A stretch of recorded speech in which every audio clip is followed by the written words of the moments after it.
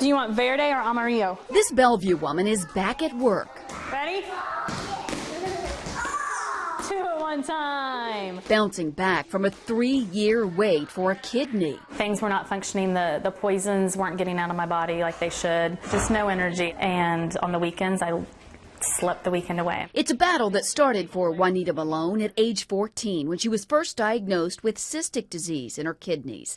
That first transplanted kidney worked 7 years. Kidney number 2 lasted 12. Oh! Ready?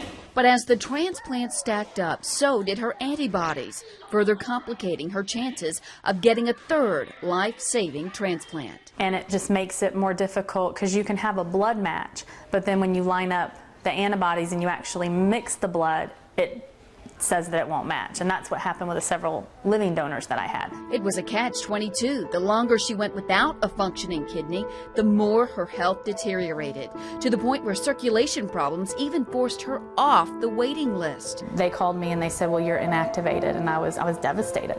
That was a long 6 months. There are 2,449 people waiting on an organ in Tennessee. 88% of them need a kidney. The need for people willing to donate is greater than ever. It's really important to discuss this with your family. That's the #1 thing we tell people to do, is have the conversation.